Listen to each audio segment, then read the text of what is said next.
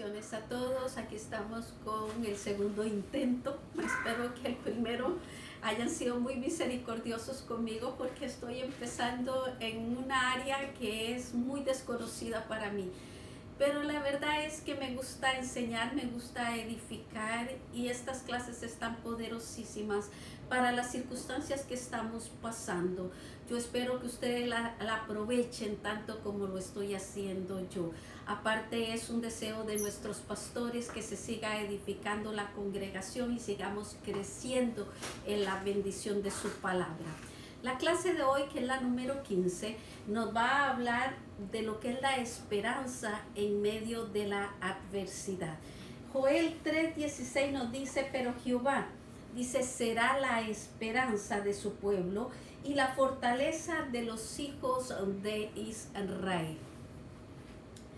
Dice, Joel es un libro pequeño, solo tiene 3 capítulos, pero en el primero Joel nos cuenta y nos habla acerca de cómo hubo una plaga de langostas que arrasó con los campos, dejando todo completamente desértico. Tanto los hombres como los animales sufrieron las consecuencias de esta devastación. Para Joel, esta calamidad no fue algo accidental. Así que el profeta usa esta situación para enseñarle la realidad de sus vidas espirituales al pueblo. Los profetas bíblicos, ¿verdad? Al igual que nosotros como iglesia, creemos en la soberanía de Dios. ¿Esto qué significa? Que Dios tiene el control absoluto de todas las cosas. Él es el que las permite, Él es el que sabe el objetivo, el propósito de por qué están y cómo están. Así que para ellos, o sea, para los profetas bíblicos, y yo diría para nosotros hoy día también, no había ningún suceso circunstancial en la vida del pueblo de Dios. Si había prosperidad, era porque estaban en obediencia. Pero si había calamidad y había miseria, era porque se estaba reprendiendo algún pecado que hubiera en el pueblo. En Joel 2, del verso 1 al 11, él expresa una preocupación mayor que la producida por las langostas. Y era la inminente invasión de un ejército enemigo que traería mucho más desgracia al pueblo. Si ya la langosta había quitado el alimento para los animales, para las personas, imagínense lo que era que invadiera un ejército. Así que las langostas eran solamente una advertencia, no era en sí el total cumplimiento del pago a cómo aquel pueblo se había vuelto contra Dios. Dice, en medio de lo que hicieron las langostas y en medio de lo que ellos estaban, que era la invasión de langostas y la amenaza de un ejército, Joel va a dar un mensaje de esperanza que es el que nosotros vamos a recibir hoy día. Era que el pueblo se volviera, recuerda lo que decíamos en la clase pasada, sinceramente, y sinceramente implicaba poner el corazón y la mente en un solo camino que llegara hasta Dios, ¿verdad? Una sinceridad. Dios nos ayudaría con las consecuencias de lo que hicieron las langostas, pero también traería protección sobre aquel ejército, la amenaza de la entrada de aquel ejército. Así que es un mensaje bastante poderoso para nosotros porque estamos en medio de un virus y una consecuencia económica. Y en medio de eso, ¿qué hace la iglesia? Arrodillarse, humillarse, pedirle perdón a Dios por los pecados cometidos hacia Él, ¿verdad? Así que dice que el primer punto de esta clase se llama un llamado al arrepentimiento. Y dice que este debe ser de todo corazón. Vea lo que dice Joel 2, del 12 al 13. Dice, por eso pues ahora dice Jehová, convertíos a mí con todo vuestro corazón. Dice, hágalo con ayuno, con lloro, con lamento, rasgad. Recuerde que todo esto era símbolo de alguien que estaba arrepentido delante de Dios. Dice, rasgad vuestro corazón y no sus vestidos. Convertíos a Jehová vuestro Dios, porque misericordioso es y clemente. Tardo, dice, para la ira y grande en misericordia, y que él se duele del castigo. La nación se encontraba, dice, en medio de dos problemas, ¿verdad? Lo que había pasado y lo que estaba por acontecer, ¿verdad? Así que dice la pregunta, ¿qué hacer frente a esto? Lo más sabio para el pueblo de Dios era volverse a Él, regresar a Él, arrepentirse de sus pecados, ¿verdad? Lo vimos este principio de que en el Antiguo Testamento no se dice la palabra arrepentirse, sino volverse a Dios. Cuando hay un verdadero arrepentimiento, dice, Dios enseña a través de su palabra. Esto significa que no pasa una vez, sino que hay más de una ocasión en que esto se repite. Que Él corrige las secuelas que deja el pecado y protege de las calamidades futuras. Esto es uno de los beneficios de un arrepentimiento sincero. Un ejemplo de esto lo podemos leer, ¿verdad? No lo voy a leer yo hoy, pero usted lo puede leer en su casa, que es Segunda de Crónicas 32 del 17 al 23. En el reinado de Ezequías, Judá fue invadido por los asirios. Pero Ezequías fue al templo pidiendo auxilio de Dios. ¿Por qué? Porque ellos mandaban cartas amenazantes, amedrentándolos con su poderío y que ellos no iban a poder contra él. Y Ezequías, muy sabio, lo que hizo fue ir delante de Dios y pedir su auxilio y su ayuda. Y la respuesta a su oración, lo estoy haciendo muy corto la historia, pero usted la puede leer. La respuesta a su oración y a su humillación fue la destrucción del ejército sirio, que tenía 185,000 soldados. Así que dice, había una esperanza, pero la condición es que se volvieran a Dios de todo corazón. Tenemos esperanzas, y la esperanza es esto, que nos volvamos, que le demos el lugar al Señor en nuestras vidas primeramente, ¿verdad?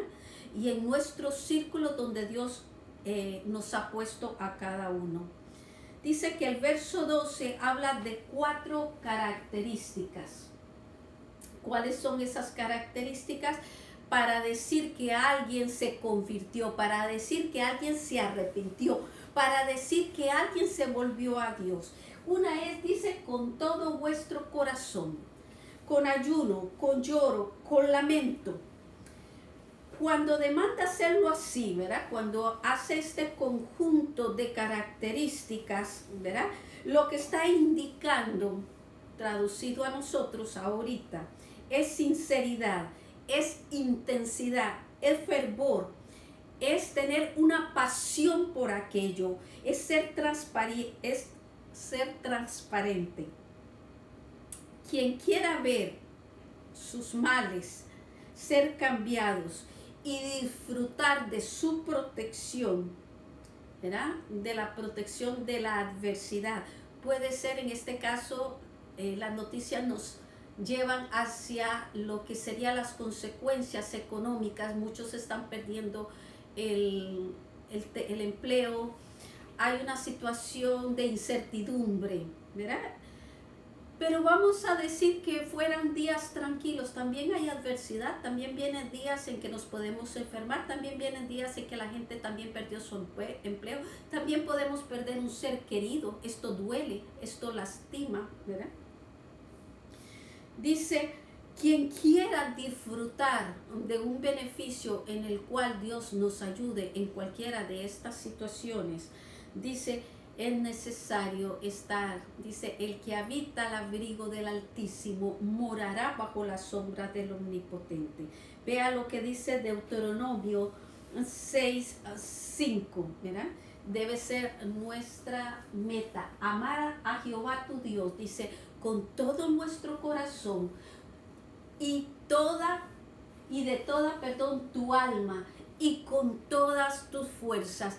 Dígame después de leer este verso, ¿qué quedaría para lo otro? ¿Verdad que nada? Ojalá que de verdad este sea el avivamiento que esté causando este tiempo. Dice, porque Dios es misericordioso. El llamado al arrepentimiento no tendría caso si Dios no ofreciese algo. Vamos a ver el caso del hijo pródigo, que también lo mencionamos cuando vimos la clase de la semana pasada.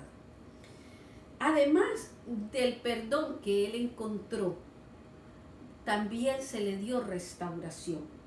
Así que la gran motivación de regresar a Dios es que Él es misericordioso y cambiará la situación si somos sinceros. No es solamente un llamado al arrepentimiento, es un llamado a la prosperidad, es un llamado al cambio, es un llamado a que si Él con nosotros, ¿quién contra nosotros? Y no muchas veces porque nos evita el día malo, sino porque nos protege en el día malo. Vean lo que dice Éxodo 34 del 6 al 7. Dice, Jehová, Jehová, fuerte, misericordioso y piadoso, tardo, dice, para la ira, grande en misericordia. La necesitamos, hermanos. Dice, y en verdad, no nos va a mentir, lo que nos ofrece es para nosotros, ¿verdad? Dice que guarda misericordia, vuelve a repetir la palabra misericordia, a millares, no tiene ninguna limitación, sino que hay abundancia. Dice que perdona la iniquidad, la rebelión y el pecado. Así que no hay ninguna justificación para no volvernos a Él y no disfrutar de lo misericordioso que es Él. También vamos a ver lo que decía Jeremías en Lamentaciones 3:22-23. Y es uno de los versos que más me gusta a mí. Dice, por la misericordia de Jehová no hemos sido consumidos, ¿verdad? Porque nunca, dice, decayeron sus misericordias. Cuántas veces hemos fallado y cuántas veces el Espíritu de Dios nos ha llevado de la mano a arrepentirnos. Cuántas veces no nos ha dejado perecer en el error, sino que ha venido una palabra oportuna para hacernos cambiar nuestros caminos, ¿verdad? Dice, nuevas son cada mañana, grande, muy grande es la fidelidad de Dios y no como la del ser humano que muchas veces la condicionamos a que si alguien es así, yo soy así. Dios no, ¿verdad? Dice que la fidelidad de Él es tan grande para aquellos que estamos y que queremos estar con Él. Dice el verso de Joel 2:14, hace una pregunta. Dice, ¿quién sabe si volverá y se arrepentirá y dejará bendición tras él? Hay que aclarar primero, ¿verdad?, que Joel no está dudando ni cuestionando de la misericordia de Dios. Lo que está usando es una pregunta literaria para afirmar que Dios desiste del castigo y lo reemplaza con la bendición. Cuando su pueblo se arrepiente de sus pecados, ¿verdad? Porque esa es la puerta de entrada. Si no hay un arrepentimiento, no se puede entrar. Dice lo que está usando, ya se lo leí. Dice, no es solo que quita el castigo, es que añade, y eso que añade es bendición, ¿verdad? Por eso la base de volverse a Dios es que Él se volverá a nosotros. Por eso es que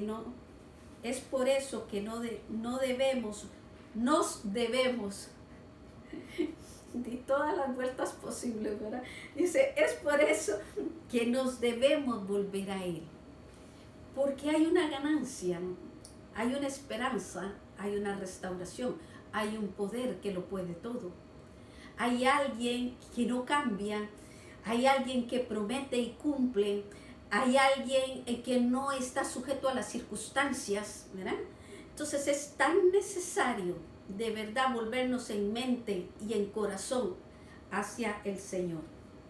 El verdadero arrepentimiento, dice, debe ser con verdadera compunción. Si no entiende mucho esta palabra, le daré otros sinónimos. Dice, con verdadero arrepentimiento, con un verdadero pesar de haber hecho lo malo, con un dolor, con una tristeza de haber hecho lo que a Dios no le agradaba, ¿verdad? En Joel 2:15, 16, vea lo que dice: tocad trompeta en Sión, proclamad, dice, ayuno, convocad asamblea, reunid al pueblo, santificad la reunión, juntad a los ancianos, congregad a los niños y a los que maman. Salga de su cámara el novio y de su tálamo la novia. No puedo dejar de mencionar a Nínive. ¿Recuerdan cuando fue Jonás a dar el mensaje? Y cómo ese rey tuvo estos preparativos, ¿verdad? Y qué bien que le fue debido a estos preparativos. Dice, a cada una de las cosas que aquí dice se deben de hacer. En otras palabras, esto no era algo simbólico, ¿verdad? Sino que tenía un objetivo práctico para cumplirse. Una era el sonido de la trompeta, ¿verdad? O podía ser el del cuerno de carnero. Cuando el pueblo escuchaba este sonido, debían suspender todas las actividades para ocuparse únicamente, dice, de aquello por el cual el pueblo era convocado. Así que era una suspensión total de actividades. Esto lo estamos entendiendo muy bien ahorita, ¿verdad? También dice proclamar ayuno, ¿verdad? Un ayuno nacional. Ya nuestro presidente ya hizo una convocación. Ya el movimiento al que pertenecemos, las Asambleas de Dios, está haciendo también una convocación, ¿verdad? Dice, esto se hacía en momentos críticos, cuando la estabilidad y el futuro de la nación peligraba. Estamos ahí, hermanos. Dice, convocar asamblea. Esto conlleva un sentido de urgencia y era para explicar la causa de por qué se convocaba. Y esto tenía que ser un asunto serio. Además, se discutían en esa asamblea las medidas a seguir para remediar la situación. Esto significa que una asamblea convocada en Israel no era simplemente una reunión de gente. Por eso es que decíamos al principio, no es algo simbólico, sino que era un objetivo para cumplirse. Recuerde, estamos hablando del verdadero arrepentimiento. Es algo de Estado, es algo serio, es algo para no tomarse a la ligera. Dice, con el deseo de cambiar. Verso 17, ¿verdad? Leímos el 15 y el 16, ahora vamos a leer el 17.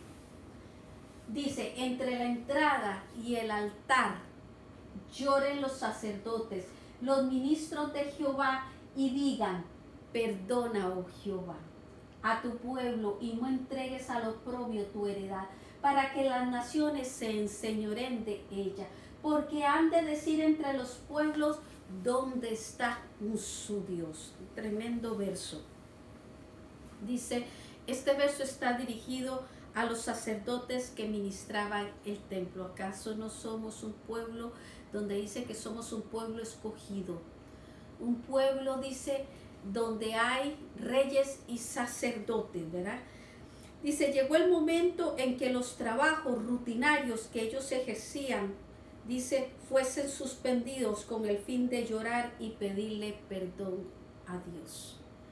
Hermanos, no sé si usted lo puede ver, no sé si lo puede entender. Esta clase no se hizo hace un mes, hermanos. Este libro estaba editado hace más tiempo que eso. Y mire lo que está diciendo acá. Dice, llegó el momento en que los trabajos rutinarios, el servicio que acostumbrábamos, los días que nos congregábamos, nuestro horario de nuestras actividades en nuestras congregaciones han sido suspendidos, hermanos. Dice, era necesario llorar y pedir perdón porque estamos viendo las consecuencias de lo que fue volverse y dar la espalda a Dios, de no irse a Él y a sus principios, sino permitir que la prosperidad que había, cada quien hiciese como quisiese, ¿verdad? Y no solamente estoy hablando del pueblo que no conoce a Dios, estamos hablando de gente dentro de la iglesia y que pensaba que la comodidad iba a existir para siempre. Dice, entre la entrada y el altar, un lugar que era habitual para ellos ejerciendo sus labores. Yo no sé usted, pero yo extraño congregarme. Para mí llevo años congregándome. Así que para mí dejarme de congregar ha sido algo difícil, era algo normal para mí, era algo habitual para mí. Así que esto es difícil. Dice, entre la entrada y el altar, entre lo que yo comienzo y lo que yo soy, ¿verdad? Hay cosas habituales que yo practicaba y yo hacía. Ahora esto está cambiando y si no, míreme en una clase virtual, ¿verdad? Dice, ahí tenemos, se cambiará, dice, el sentir. Tenemos una urgencia, tanto que se les pide llorar. ¿Será que con solo que a mí me pidan llorar, yo voy a llorar? Yo no sé usted si puede, en mi caso yo no lo puedo hacer, ¿verdad? Lo que está diciendo al decir que lloren es, lamentense, sientan profundamente, incluso, dice, se pueden quejar de una forma amarga o desconsolada. Yo le aseguro que una persona que en este momento pierde un familiar, este va a ser el sentir. ¿Por qué? Porque no están permitiendo estar cerca de su gente. No solamente es un virus, sino las circunstancias que van a rodear la partida de esa persona que se quiere, ¿verdad? Así que se va a sentir hasta lo más profundo, ¿verdad? Dice, incluso quejarse de forma amarga o desconsolada, al punto de provocar un sentimiento. Y en este caso, ¿a quién le vamos a provocar el sentimiento? A Dios. ¿Para obtener qué cosa? El perdón de los pecados cometidos contra Él y contra sus principios, ¿verdad? Entonces, cuando se nos pide llorar a los sacerdotes, ¿verdad? Cambien el sentir. Ya no es solamente ir a cantar. No, ahora es momento de arrodillarse, de sentir lo que está sucediendo. Ayer yo oí a una mamá decir, tuve que llegar a mi casa, no tengo trabajo. ¿Cómo se lo decía a mis hijos? ¿Verdad? Así que lo que esa mujer estaba sintiendo y lo que esa mujer estaba viendo era la desesperanza. Este es el sentido. Dice, la iglesia fácilmente se ha acostumbrado o estábamos acostumbrados, dice, a nuestras actividades. Y esto duele decirlo, hermanos, pero tenemos que reconocer, como nos enseñaba Oseas, tenemos que volver en sí como volvió el hijo pródigo. Tenemos que ver, ¿verdad?, cosas que son necesarias, porque dice que el juicio comienza por casa. Así que la limpieza empieza por el pueblo de Dios, hermanos. Dice, la iglesia fácilmente se acostumbra a sus actividades o se ha acostumbrado a sus actividades, que no tiene tiempo para la humillación, para el arrepentimiento, para la oración o para el ayuno. Esto es fuerte en estos momentos, pero todavía hay esperanza, todavía podemos hacer un cambio. Dice, resultado del arrepentimiento, Dios perdonará y también, dice, nos puede bendecir. Vea lo que dice Joel 2:18. Dice, y Jehová, solícito por su tierra, dice, perdonará a su pueblo. Subraya esa palabra solícito. ¿Quién de nosotros, después de que nos han ofendido, que nos han rechazado, que nos han mirado con indiferencia, ¿verdad? Póngale nombre o cara a esa persona, y esa persona, en este caso, necesita algo esa persona, y yo me voy a volver rápidamente con toda la voluntad y el deseo del mundo para ayudarle. Es posible que algunos, y será la minoría, haya alcanzado una madurez espiritual, ¿verdad?, para vencer el sentimiento. Así que cuando yo leo aquí, y Jehová solícito por su tierra, lo que me está diciendo es alguien que está esperando, que quiere que entendamos, solamente está deseando que demos el paso para él actuar prontamente.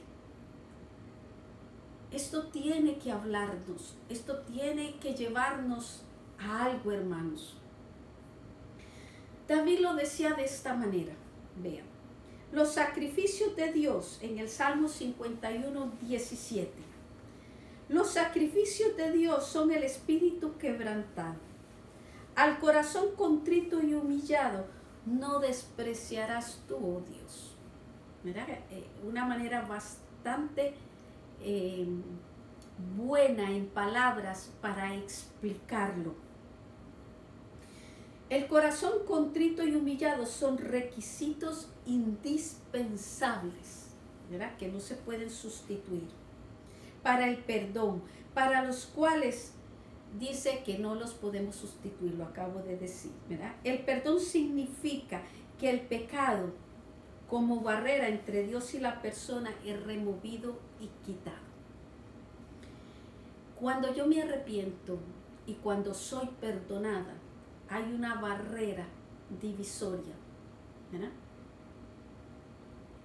Hay algo que me impedía ver y entender, pero una vez que esto ocurre, yo veo, yo entiendo, yo tengo otros deseos, cambia completamente. Y esto es lo que dice acá, dice, por eso es que nuestra comunión con Él se restaura.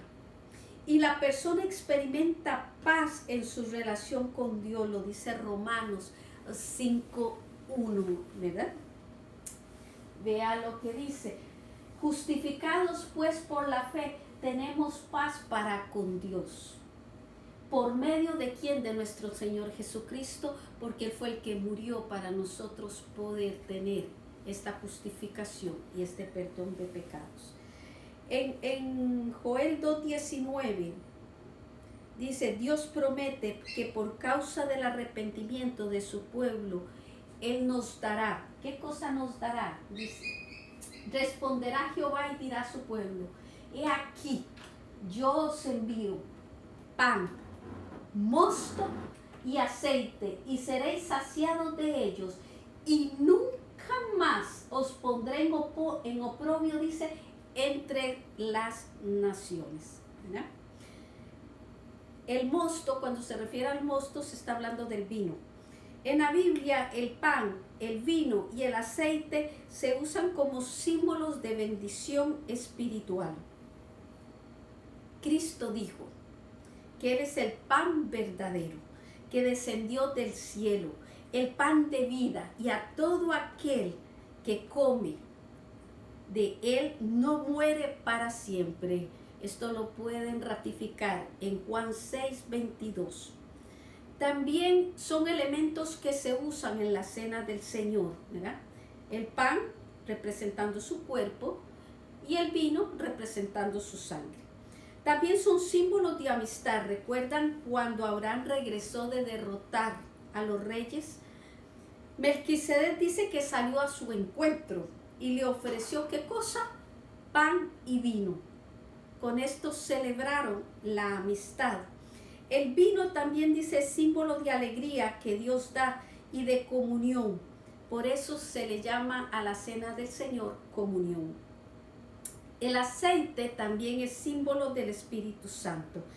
Así que podemos decir que cuando hay arrepentimiento, viene de Dios el alimento espiritual por medio del pan de vida que es Jesucristo. Alegría a nuestra vida, volvemos a vivir, ¿verdad? Y también no nos dejan solos, tenemos la presencia del Espíritu Santo. Dice, Dios justifica, pero también capacita. Esto lo vamos a ver en el verso 20. En Joel 2:20 dice, puede referirse, ¿verdad? Vea lo que dice Joel 2:20. Y haré alejar de vosotros al del norte, y lo echaré en tierra seca y desierta. Su faz será hacia el mar oriental, y su fin al mar occidental. Y exhalará, dice, su hedor, y subirá su pudrición, porque hizo, dice, grandes cosas. Aquí tenemos dos opciones posibles, ¿verdad? Donde se podía referir tanto al ejército invasor como a la plaga de langostas. Ahora, cualquiera de las dos que fuera, ¿verdad? La enseñanza es que lo que causaba daños entre el pueblo sería destruido en el nombre de Jesús, ¿verdad?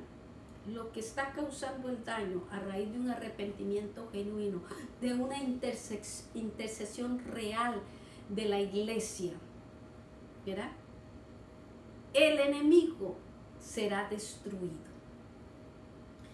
Dice, la teología nos enseña dos experiencias muy importantes. Una es la justificación y la otra es el nuevo nacimiento. La primera tiene que ver con el perdón de pecados y quitar toda culpa. La segunda con una transformación interior que capacita al convertido a no practicar el pecado que estaba acostumbrado a hacer. La salvación no solo nos perdona, sino nos da una nueva vida, un estilo de vivir diferente. Lo que nos está diciendo es una comparación entre lo que sucedió en aquellos días, ¿verdad? Y lo que el Señor estaba prometiendo a lo que sucede en nuestras vidas a raíz de la salvación, a raíz de la restauración, a raíz del arrepentimiento y del perdón. Fíjese esta reflexión. ¿Qué hubiera sido de Israel si Dios le hubiese perdonado su pecado, pero no le hubiera quitado la plaga, las consecuencias de la plaga de las langostas o la amenaza que venía del ejército invasor? Que sentiguaba bien. Es la misma reflexión que tenemos que hacer con el pecador. Que Dios lo perdona, pero no lo va a dejar en sus vicios o en sus aberraciones, ¿verdad? Si nosotros hemos pecado de negligencia y nosotros lo reconocemos y nosotros pedimos perdón, van a haber cosas que hay que cambiar, ¿verdad? Y que están cambiando. Todo lo que es el entretenimiento Todo lo que parecía muy importante está en la mayoría de los hogares quieto, ¿verdad?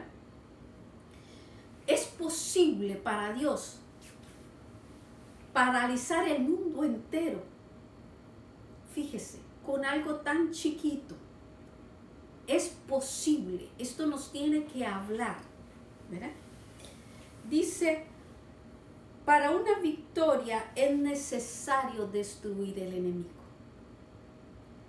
Para nosotros ver glorificado al Señor, es necesario que la iglesia se levante en esa intercesión, en ese lloro, en ese lamento, en ese sentir real, ¿verdad? A pedir perdón, a pedir que se arrepienta todo ser humano delante de Dios, que puedan ir y reconocer que ha sido ofendido sus principios, su presencia, su gracia, su favor. Dice, Dios aniquila lo que roba nuestra paz cuando entramos en esa restauración, en esa unión, en haberse quitado la barrera. Dice, Dios aniquila lo que roba nuestra paz. Esto no lo inventé yo. Quien tiene el manual lo puede leer. Y textualmente lo puse aquí, hermanos, porque esto es impresionante. Cómo hace acorde al momento que estamos viviendo.